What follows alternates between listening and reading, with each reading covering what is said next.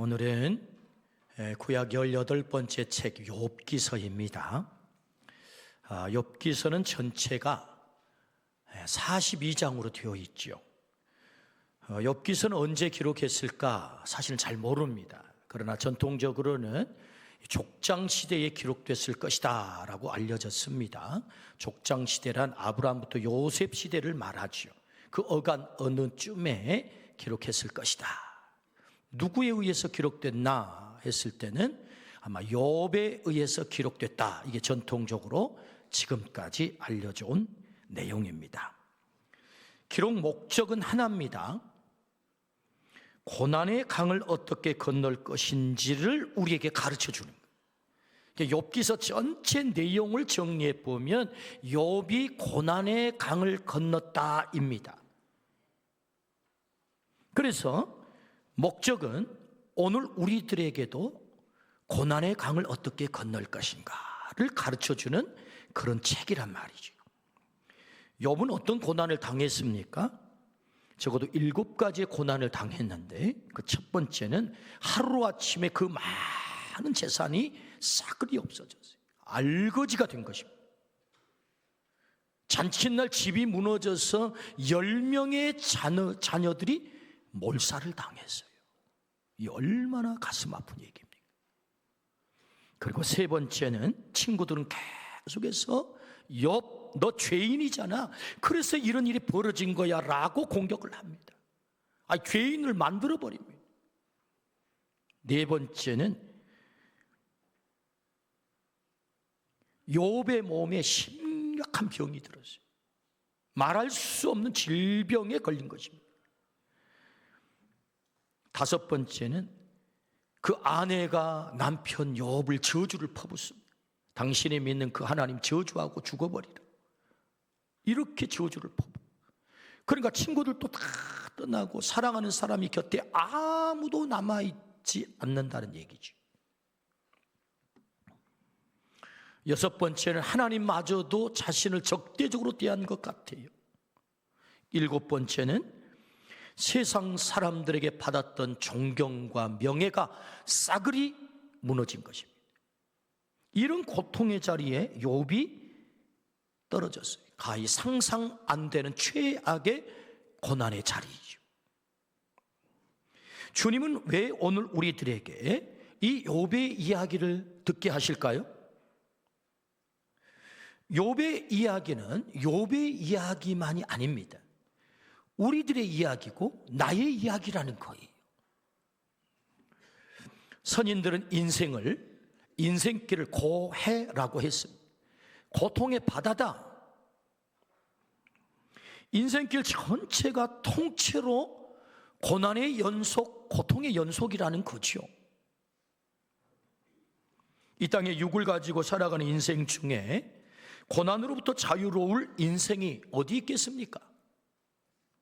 창조자 하나님은 나를 설계할 때 통각을 가진 자로 설계했어요.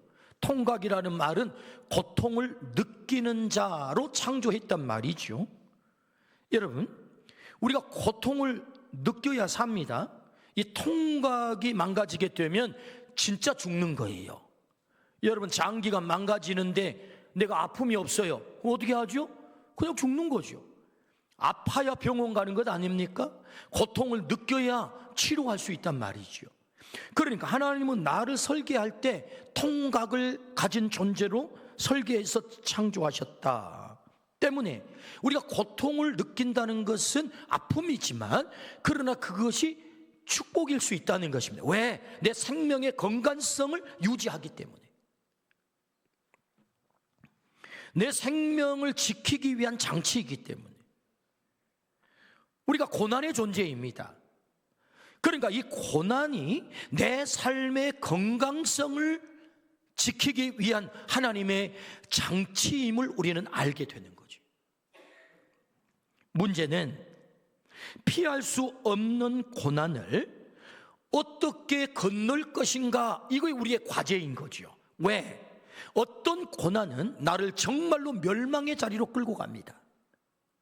그러나 어떤 고난은 나를 생명의 자리로 끌고 가는 거예요.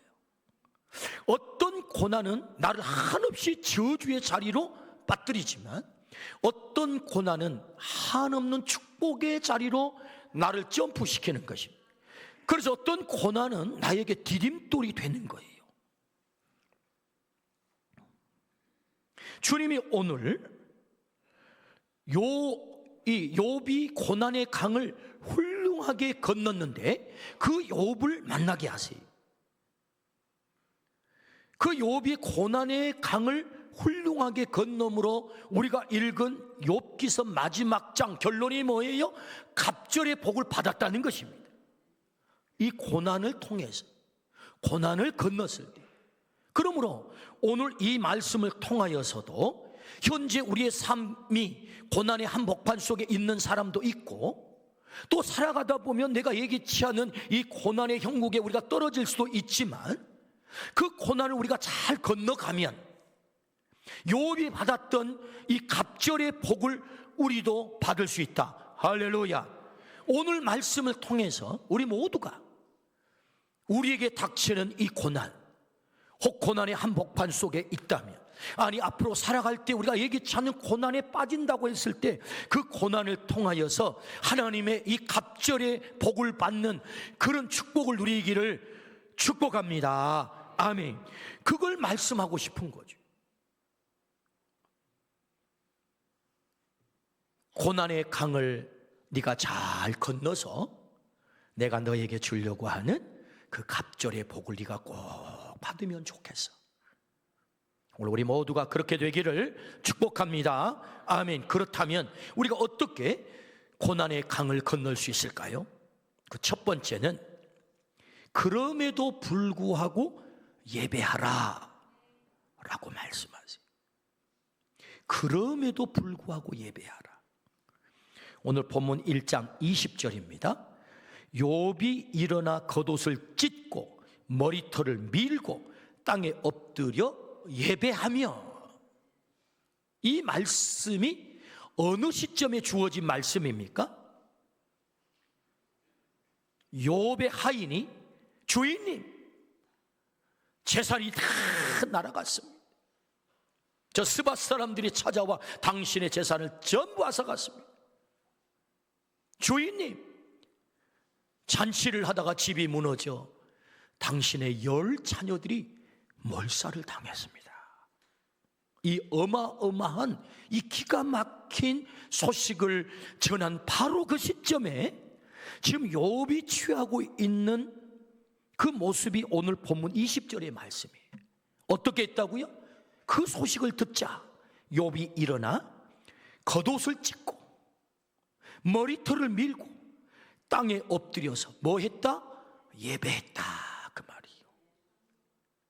그럼에도 불구하고 욥이 선택했던 것은 예배다라는 말씀이죠. 상식적으로 생각해 보면 이게 가능한 얘기입니까? 이런 상황이라고 한다면 어떤 반응을 보여야 되겠습니까? 하나님, 이게 말이 됩니까? 당신 살았습니까? 죽었습니까? 나를 사랑하기는 한 겁니까? 어떻게 하루아침에 내 저 금쪽 같은 새끼들이 몰살을 당한단 말입니까? 내 사랑하는 자식, 내 소중한 재산을 지켜주지 못한 하나님 당신이라고 한다면 그런 하나님 나 필요 없습니다. 내가 왜 당신을 믿고 따라야 되는 것입니까? 이런 반응을 보여야 이게 정상적인 반응인 것입니다. 그런데 욥은 뭘 선택했다고? 옷을 찢고 머리털을 밀고 땅에 엎드려 하나님을 예배했다. 그럼에도 불구하고 옷을 찢었다는 말은, 머리털을 밀었다는 말은 그의 가슴이 갈기갈기 찢기고 있다는 것입니다. 고통이 없다는 얘기가 아니에요. 여러분, 무감각한 목석이란 얘기가 아니에요. 그는 눈물을 철철 흘리면서 가슴을 찢으면서 하나님 앞에 엎드렸다는 것입니다. 그 고통의 눈물 속에 그가 선택한 것이 무엇입니까? 예배입니다. 예배. 그렇다면 여러분 질문이 생깁니다. 어떻게 욥은 이럴 수 있었을까? 그 단초를 제공하는 말씀이 1장 5절이에요. 그들이 차례대로 잔치를 끝내면 욥이 그들을 불러다가 성결하게 하되 아침에 일어나서 그들의 명수대로 번제를 드렸으니 이는 욥이 말하기를 혹시 내 아들들이 죄를 범하여 마음으로 하나님을 욕되게 하였을까 함이라. 욥의 행위가 항상 이러하였더라. 자식들이 파티를 벌려요. 이런 파티하다 보면 일탈할 수 있거든요. 엉뚱한 엉덩이 뿔난 짓 할 수 있어요. 그래서 부모된 심정으로 혹 내 자녀들이 하나님 보시기에 기뻐하지 않는 짓, 속된 일, 못된 범죄 혹 빠졌을까 염려가 되어 그 높아심에 매일 그들을 위해서 예배를 드렸던 것입니다. 한 사람 한 사람을 위해서. 그래서 오늘 말씀의 마지막 부분이 뭐예요? 욥의 행위가 항상 이러하였더라. 욥의 몸에는 아예 그냥 예배로 무장되어 있는 거예요. 매일 이랬다는 거예요. 매일 예배의 습관이 그의 삶을 사로잡고 있는 것이죠. 여기 번제했다는 말은 예배 드렸다는 말이거든요. 그런 예배의 습관으로 무장된 사람. 이사야 41장 21절에 이 백성은 내가 나를 위하여 지었나니 나를 찬송하게 하려 함이라. 나를 지은 목적이 뭐라고요? 하나님을 예배하기 위해서다. 할렐루야. 내가 이 땅에 존재하는 목적이 뭐라고요? 예배하기 위해서다. 어떤 상황, 어떤 환경 속에 하나님이 날 창조하신 것은 예배하기 위해 내가 여기 존재하게 만드셨어. 이걸 알았던 욥은 예배 거룩한 습관으로 무장되어 있었던 사람 때문에 자식이 죽었어요. 재산이 다 날아갔어요. 그 순간에도 그가 최초에 선택한 것, 최후에 선택한 건 무엇입니까? 예배입니다. 예배.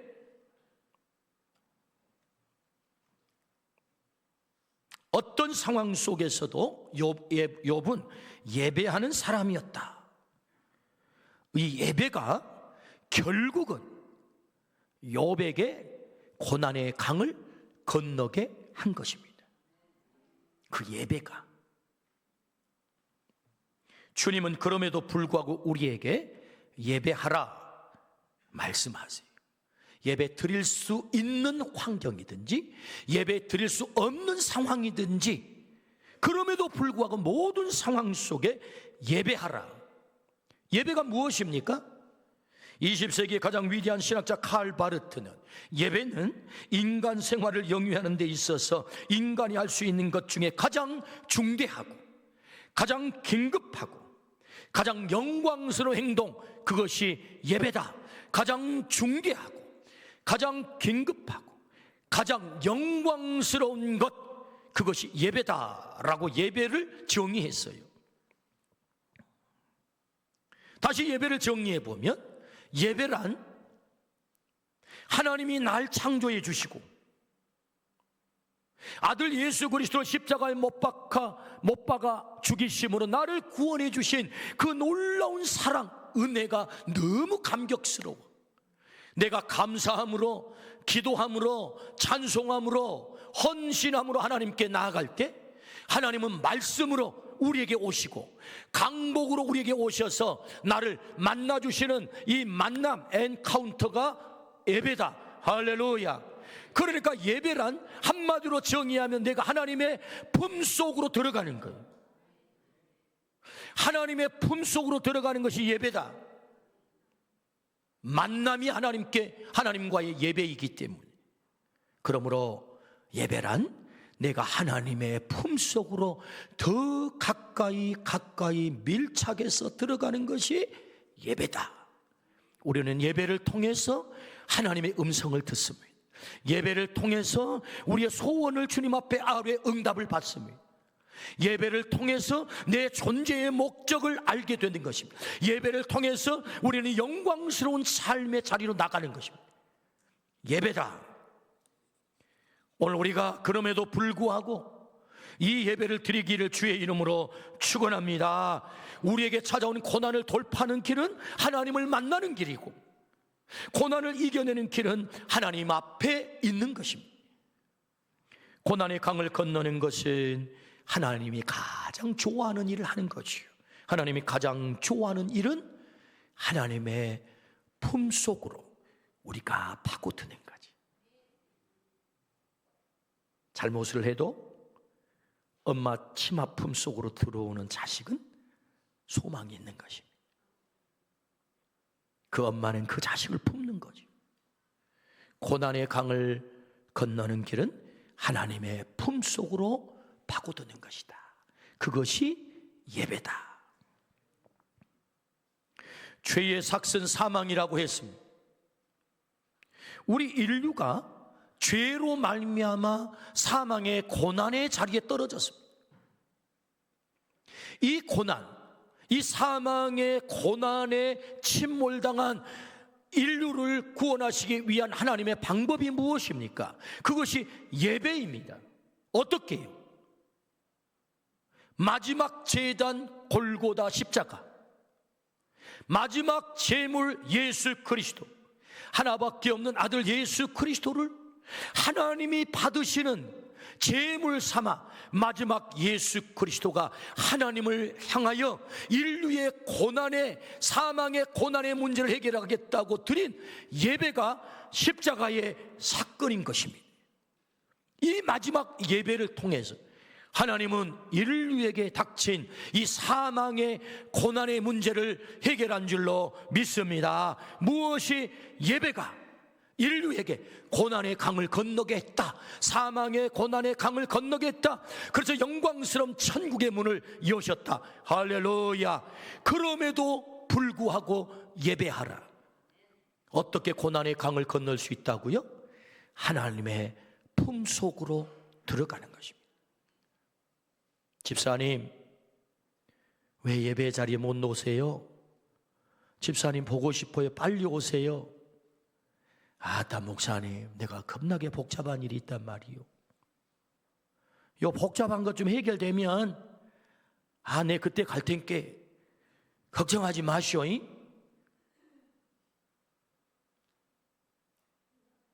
복잡한 문제가 예배 현장에 와여 풀리는 거지, 내 힘으로 그 문제가 풀려서 주님의 전에 오는 게 아니고, 내 인생의 실타래처럼 얽혀버린 그 실마리를, 여러분 그게 실마리입니다.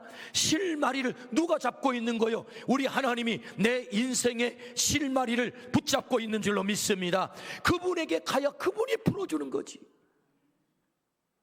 그래서 최초에 선택해야 되는 것도 예배, 마지막 선택해야 되는 것도 예배. 그럼에도 불구하고 예배하라. 할렐루야. 두 번째, 우리가 어떻게 고난의 강을 건널 수 있을까요? 그것은 절대 주권을 인정하라. 하나님의 절대 주권을 인정하라. 한번 따라 하시겠습니까? 절대 주권을 인정합시다. 우리 옆에 분을 보시면서 한번 축복해 보십시오. 어느 분이 앉아 계시는지 보시고 절대 주권을 인정합시다.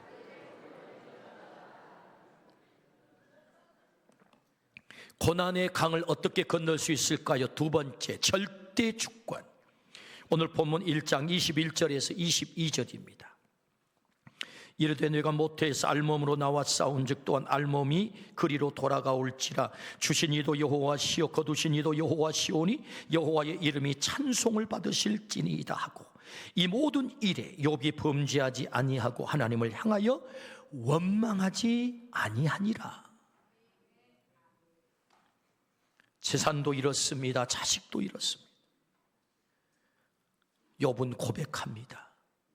하나님, 제가 올 때 빈손으로 왔습니다. 알몸으로 왔습니다. 제가 하나님 앞에 갈 때도 알몸으로 갈 것입니다. 주신 분도 하나님이시고 거두어 가신 분도 하나님이시니 제가 하나님 앞에 무슨 주장을 할 수 있겠습니까? 오직 하나님은 저의 찬송을 받으실 분이십니다. 기가 막힌 고백을 욥이 하고 있는 거죠. 이 고백은 경이로운 고백입니다. 절대 주권을 인정했다는 거죠. 욥이 목석이 아닙니다. 욥은 풍부한 감정을 가진 사람이 어찌 가슴 아프지 않았겠어요? 어찌 슬프지 않겠어요? 10자식을 한 번에 잃어버렸는데 10번의 가슴을 무덤을 파야 했는데, 여러분 자식 죽으면 무덤을 판다잖아요. 가슴에 10번이나 가슴을 헤집었는데 어찌 아프지 않겠어요? 그가 목석이란 얘기가 아닙니다. 그의 가슴이 갈갈이 10번씩이나 찢겼는데도 불구하고 그는 머리털을 밀고 옷을 찢고 하나님 앞에 엎드려, 하나님, 그래요, 내가 올 때 빈손으로 왔습니다. 당신이 보내주셔서 왔습니다. 갈 때도 제가 빈손으로 갈 것입니다. 주신 분도 당신이고 데려가신 분도 당신입니다. 여러분, 이 대목에서 정말 우리는 중요한 것을 알아야 합니다. 우리는 그 자식이 내 품 안에 있을 때 그것이 최선이고 행복이라고 생각하지만, 절대 주권을 인정한 이 욥의 신앙은 어떤 신앙입니까? 하나님이 생명의 주인이시니 보내신 주인 되신 당신이 취하셨다면, 당신은 나보다 내 자식을 더 사랑하신 분이시니 내 눈앞에 보이지 않아도 저 영원한 천국에서 완벽하게 책임지실 것입니다 까지 믿음을 가졌다는 거예요. 우리는 인간의 기준으로 행불행을 판결합니다. 인간의 기준. 우리가 1000살을 살면 행복할까요? 10,000살을 살면 행복할까요? 육을 가지고 이 땅에서 1000년을 살면 행복할까요? 하나님의 품, 영광스러운 하나님의 나라, 저 천국, 이 절대 주권을 인정한 욥의 신앙. 그래서 그는 고백하는 것입니다. 주신 분도 하나님, 가져가신 분도 하나님, 완벽하게 책임지실 분도 하나님. 저는 육의 부모이지만 그를 완벽하게 책임질 수 없습니다. 그러나 그의 완벽한 행복을 책임지신 분은 당신이십니다. 할렐루야.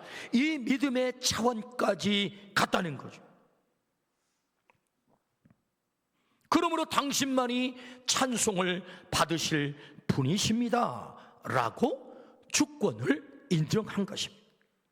현실적으로 사실은 이러기가 대단히 힘든 일입니다.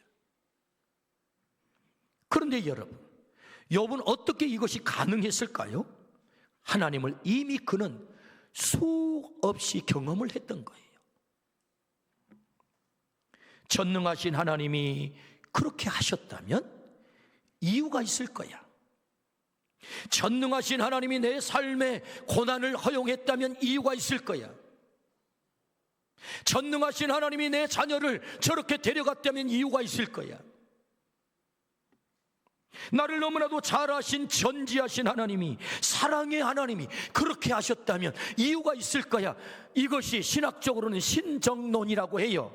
하나님은 왜 악을 허용하는가? 하나님은 왜 고난을 허용하는가? 그 사랑하는 사람에게 하나님은 그 악을 왜 저렇게 다스려가는가? 우리는 다 알 수 없어요. 그 신정론 속에는 하나님의 신비가 들어있는 것입니다. 우리의 이성으로는 다 알 수 없는, 이것을 소위 말하면 신정론이라고 해요.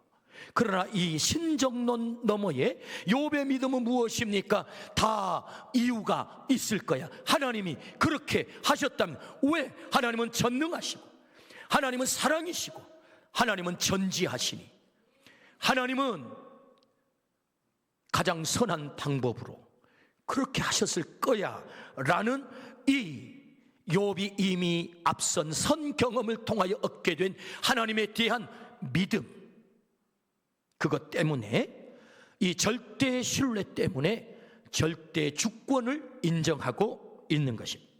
왜? 하나님은 실수가 없으신 분이시기 때문에. 할렐루야. 우리 하나님은 실수가 없는 하나님인 줄로 믿습니다. 고난의 강을 건넌 두 번째 비결이 무엇입니까?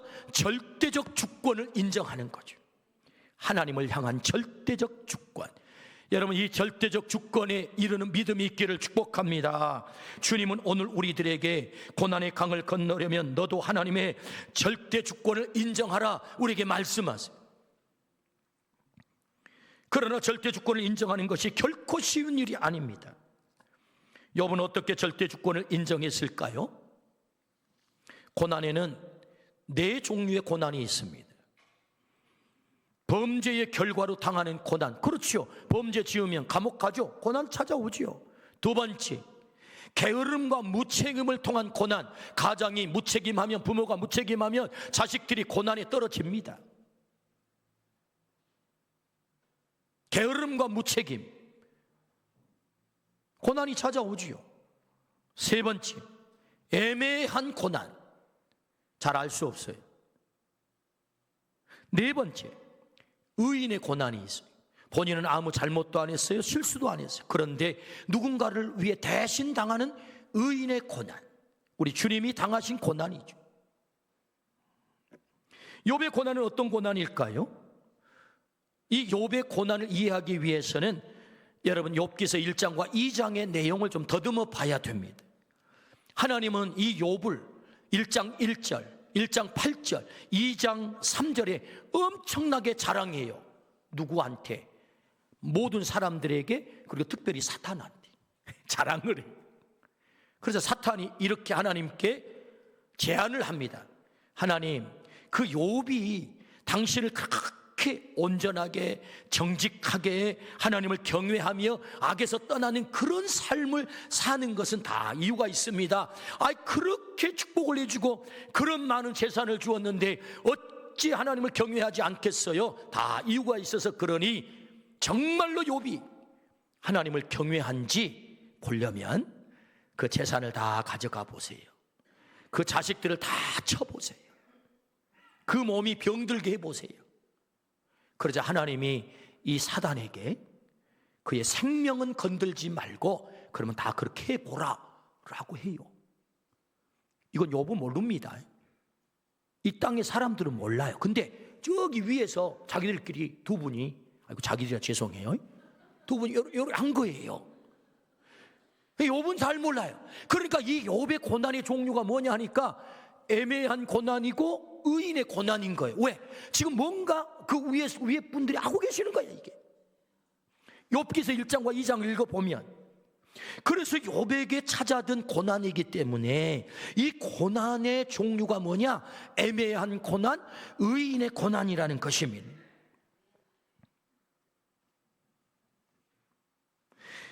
애매한 고난과 의인의 고난의 특징이 있어요. 거기에는 신비가 들어있다는 거예요. 신비, 우리가 알 수 없는 하나님의 영역의 신비. 하나님의 신비가 담겨 있다는 말은 유한한 인간이 고난의 그 이유를 다 모른다는 것입니다. 왜 그런 일이 일어나야 하는지, 왜 그런 고난이 찾아왔는지 다 몰라요. 그래서 우리는 그것을 하나님의 섭리라고 합니다. 섭리라고 하는 단어는 우주를 창조하셔서 하나님이 이 우주를 경영해 가시고 이끌어 가시는 하나님의 방법인데, 이 섭리라는 단어 속에는 하나님의 계획, 그 계획을 이끌어 가시는 경륜, 그리고 신비, 이 세 가지의 뜻을 담고 있는 단어가 섭리라는 겁니다. 하나님의 계획, 하나님의 경륜, 하나님의 신비. 욥은 이 하나님의 섭리를 믿은 거예요. 욥이 절대 주권을 인정했던 것은 하나님의 이 섭리를 믿었다고요. 그러니까 잘 이해되지 않는 신비의 영역이 있지만 하나님은 선하시고 사랑의 하나님이시고 그 섭리의 마지막 종착역은 반드시 최선임을 믿었기 때문이죠. 하나님의 섭리의 최종착역은 최선인 줄로 믿습니다. 이 놀라운 비밀을 깨달아 알았던 바울 사도가 고백합니다. 우리가 알거니와 하나님을 사랑하는 자 곧 그의 뜻대로 부르심을 입은 자들에게는 모든 것이 합력하여 선을 이루느니라. 할렐루야. 하나님은 바울 사도에게 깨닫게 하셔서 바울 사도의 입을 통하여 하나님의 섭리의 마지막 최종 종착역을 우리에게 가르쳐 주세요. 우리가 알거니와 하나님을 사랑하는 자 곧 그의 뜻대로 부르심을 입은 자들에게는 모든 것이 합력해서 선이 된다. 할렐루야. 우리가 하나님을 사랑한다면, 우리가 하나님의 품속에 있다면, 우리가 하나님을 붙들고 있다면 지금 내게는 그것이 고난이지만 반드시 그것이 저주가 되는 것이 아니라 내 삶에 선이 된다 약속하셨어요. 할렐루야. 우리가 있어야 될 자리는, 하나님 제가 그걸 잘 모르겠는데요, 그 신비를 잘 모르겠는데요, 그래서 저는 하나님을 떠나겠는데요가 아니고, 내가 잘 몰라도 하나님이 그렇게 하셨다면 다 이유가 있을 것입니다. 합력해서 선을 이루시는 하나님을 제가 믿습니다. 할렐루야. 우리가 하나님을 사랑하는 자리에 있기를 주의 이름으로 축원합니다. 그러므로 여러분, 하나님의 섭리, 거기는 신비적 요인이 있는데, 신비적 요인은 내가 몰라요. 그러나 최종적 결론은 반드시 합력하여 선을 이루신다. 아멘. 하나님은 실수하지 않으시는 하나님인 줄로 믿습니다. 실수하지 않으신 하나님, 내 삶의 최상의 일을 행하시는 하나님. 하나님은 실수하지 않으신다네 찬양이 있습니다. 내가 걷는 이 길이 혹 굽어도는 수가 있어도, 내 심장이 울렁이고 가슴 아파도, 내 마음속으로 여전히 기뻐하는 까닭은 하나님은 실수하지 않으심일세. 내가 세운 계획이 혹 빗나갈지 모르며 나의 희망 덧없이 쓰러질 수 있지만, 나 여전히 인도하시는 주님을 신뢰하는 까닭은 주께서 내가 가야 할 길을 잘 아심일세. 어두운 밤 어둠이 깊어 날이 다시는 밝지 않을 것 같아 보여도 내 신앙 부여잡고 주님께 모든 것 맡기리니 하나님을 내가 믿음일세. 지금은 내가 볼 수 없는 것 너무 많아서 너무 멀리 가물가물 어른거려도 운명이여 오라 나 두려워 아니하리. 만사를 주님께 내어 맡기리. 차츰차츰 안개는 거치고 하나님 지으신 빛이 뚜렷이 보이리라. 가는 길이 온통 어둡게만 보여도 하나님은 실수하지 않으신다네. 아멘. 우리 하나님은 실수하지 않으신 하나님인 줄로 믿습니다. 절대 주권을 인정하라. 그때 고난의 강을 네가 건너게 될 거야. 마지막 세 번째, 포기하지 않으시는 하나님. 포기하지 않으신 하나님의 사랑의 손을 믿으라 라고 말씀하세요. 욥기 23장 10절입니다. 그러나 내가 가는 길을 그가 아시나니 그가 나를 단련하신 후에는 내가 순금같이 되어 나오리라. 그가, 여기 그가는 하나님이죠. 하나님이 욥을 단련하기 위해서 고난을 도구 삼으셨다. 욥은 그렇게 깨닫고 있는 것입니다. 나를 순금으로 만들기 위해 24K 순도 100%의 금덩어리를 만들기 위해서 나를 어떻게 해요? 고난이라는 용광로 속에 나를 집어넣었다. 누가 용광로 좋아하겠습니까? 그러나 순금이 되려면 반드시 용광로 속에 우리가 들어가야 불순물 제거되지 않겠습니까? 그래서 하나님은 나를 순금 만들기 위해서 고난이라고 하는 용광로로 나를 만지시고 재련하신다라고 말씀하셨어요. 이스라엘 백성에게 광야가 없었다면 얼마나 좋았겠습니까? 질문해 봅니다. 하나님이 안 계셔서 이스라엘 백성이 광야에 들어가야만 했나요? 40년 동안 광야 생활, 그 죽을 것 같은 고생을 했나요? 아닙니다. 하나님이 살아계셔서 그 백성을 순도 100%의 하나님의 백성 만들기 위해 그들에게 광야를 허락한 줄로 믿습니다. 그 광야에서 하나님의 백성으로 연단, 훈련, 재련했다는 거죠. 그래서 하나님의 백성 만들었다는 것 아닙니까? 전적으로 하나님의 손길이었다는 것입니다. 하나님의 손길. 나를 만지시고 나를 만드시고 나를 순도 100%의 하나님이 기대하는 하나님의 자녀 삼기 위해서 때로 하나님은 고난이라고 하는 용광로 속에 나를 연단시킨다. 그것은 하나님의 사랑의 손이다 라고 말씀하는 거죠. 내게 고난이 있는 것은 하나님이 나를 버린 증거가 아니라, 내게 고난이 있는 것은 하나님이 나를 여전히 사랑하고 있음의 증거이다. 나를 만들어 가시고 나를 연단시키시고 나를 순도 100%의 하나님이 기대하는 하나님의 사람, 하나님의 사랑을 만들기 위해서. 할렐루야. 그렇습니다. 그러므로 고난의 강을 어떻게 건널 수 있다고요? 하나님의 사랑의 손이구나, 나를 만지시고 계시는구나, 그렇게 믿고 깨닫기를 주의 이름으로 축원합니다. 제가 좋아하는 불꽃 시인 나태주님이 추수감사절 날 일산에 있는 한소망교회에 가셔서 간증을 하셨어요. 제가 그 간증을 들었습니다. 1971년도 서울신문에 신춘문예에 응모를 했어요. 그 신춘문예에 당선이 되어서 시인으로 등단하게 되었습니다. 그때 심사위원이 박목월 선생님이래요.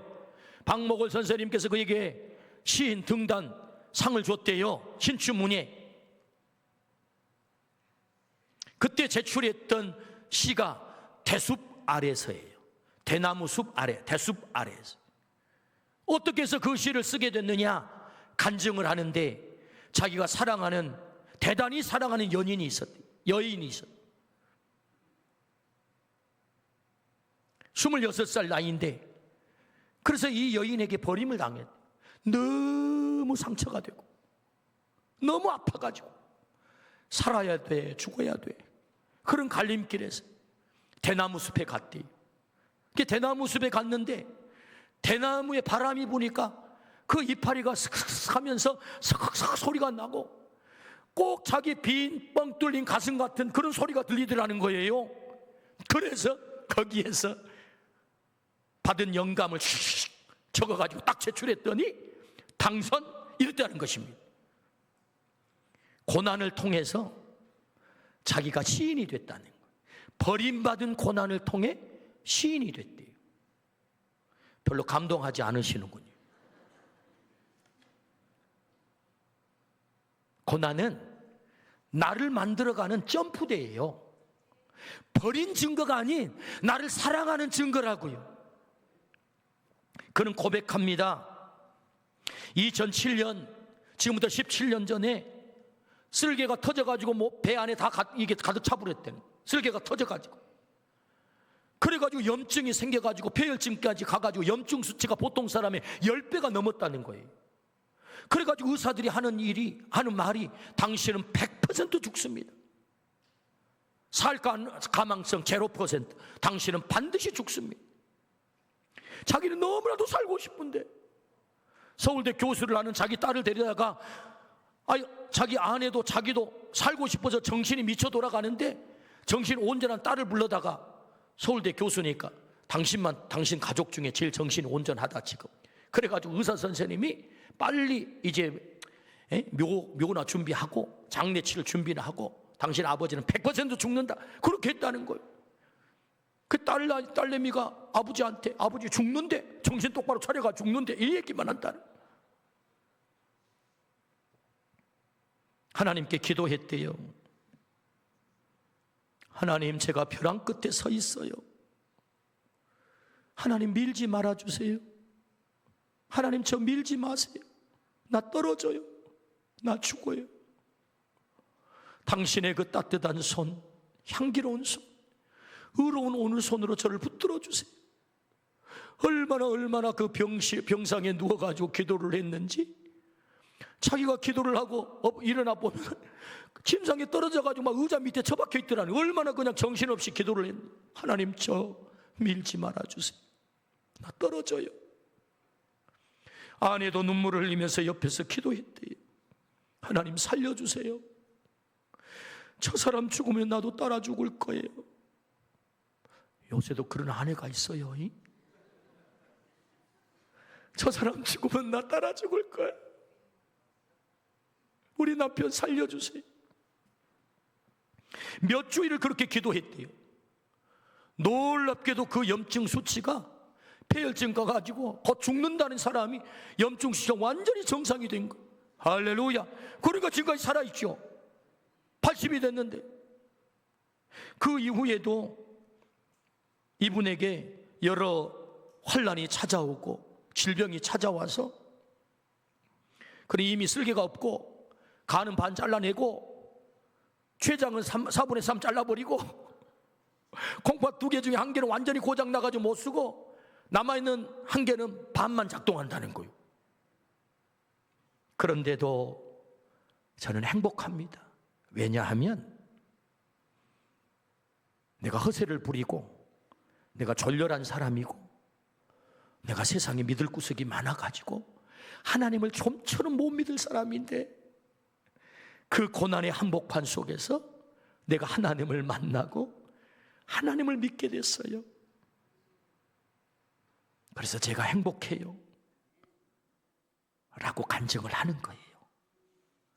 제가 하나님을 믿게 됐어요. 어떻게? 고난을 통해서. 고난을 통해서.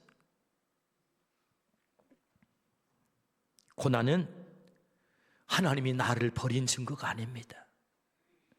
고난은 하나님의 사랑의 손으로 나를 만지고 있는 증거예요. 그러므로 어떻게 고난의 강을 건널 수 있다고요? 하나님이 나를 포기하지 않고 그 사랑의 손으로 나를 만지고 계시는구나, 만들고 계시는구나. 이 하나님의 사랑의 손을 믿으시기를 축복합니다. 욥이 고난의 강을 건넜습니다. 그럼에도 불구하고 예배했습니다. 하나님의 절대 주권을 인정했습니다. 고난은 나를 순금으로 만드시는 하나님의 사랑의 손으로 믿었습니다. 욥의 믿음은 대단합니다. 그런데 여러분, 오늘 이 말씀은 욥의 믿음이 대단함을 말하려고 하는 게 아니에요. 우리가 말씀을 여기까지 듣는다면 50%밖에 듣지 못한 것입니다. 진짜 말씀을 들어야 돼요. 그것은 욥의 믿음이 대단해서 그럼에도 불구하고 예배하고, 그럼에도 불구하고 절대 주권을 인정한 게 아니고 하나님이 욥을 포기할 수 없는 거예요. 나는 너를 절대로 포기할 수 없어. 여러분, 하나님이 사랑하는 이 욥이 이런 고통 속에 놓여 있을 때 누가 더 절절하게 가슴이 아팠겠어요? 하나님이 더 아픈 거예요. 사랑하는 자녀가 아파 보세요. 누가 더 아파합니까? 우리 부모님이 더 아파하잖아요. 내가 아프면 좋겠다. 사랑하는 욥이 고난 속에 떨어졌을 때 하나님은 절절한 가슴으로, 욥아 힘내, 내가 너를 절대로 포기하지 않을 거야. 내가 너를 사랑할 거야. 내가 너를 포기하지 않는데 네가 너를 절대로 포기해서는 안 되지. 내가 너를 이기도록 할 거야. 네가 예배하도록, 절대적 주권을 인정하도록 내가 그렇게 만들 거야.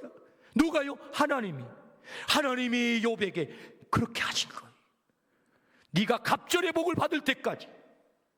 여러분, 오늘 욥기서 42장 마지막 결론이 뭐예요? 갑절의 복을 받았다잖아요. 고난으로 끝난 게 아니고 갑절의 복으로. 어떻게? 네가 갑절의 복을 받을 때까지 나는 너를 절대로 떠나지 않을 것이고, 내 손바닥에 새겨서 너를 지킬 것이고, 내가 너를 업어서 내가 너를 지킬 것이고, 눈동자처럼 내가 너를 지킬 것이고, 나는 너를 절대로 떠나지 않을 거예요. 욥의 이야기는 하나님의 사랑의 이야기예요. 욥만 사랑합니까? 오늘 나를 사랑해. 이 말씀을 왜 듣게 하십니까? 내가 널 사랑해. 너를 절대 포기할 수 없어. 저 영광스러운 하나님의 나라에 갈 때까지, 네가 갑절의 복을 받을 때까지 나는 너를 사랑할 거야. 나태주님의 부탁이라는 시를 마지막 읽고 오늘 설교를 마치겠습니다. 부탁. 너무 멀리까지는 가지 말아라, 사랑아. 모습 보이는 곳까지만, 목소리 들리는 곳까지만 가거라. 돌아오는 길 잊을까 걱정이다, 사랑아. 기도하겠습니다. 하나님 아버지, 나를 사랑하시니 감사합니다. 나를 포기할 수 없다고 들려주시니 감사합니다. 끝까지 나를 사랑하시겠다고 하시니 감사합니다. 내가 원치 않는 고난의 한복판 속에 나 혼자인 줄 알았는데 하나님은 나와 함께 하셨고, 나를 안고 계셨고, 나를 품에 품고 계셨습니다. 오 주여, 그럼에도 불구하고 하나님을 예배하는 자리, 하나님의 절대 주권을 인정하는 자리, 그 하나님의 사랑의 손을 의심하지 않는 자리에 있게 하여 주옵소서. 그래서 약속한 갑절의 복을 우리 모두가 누리게 하여 주옵소서. 예수 그리스도 이름으로 기도드리옵나이다. 아멘.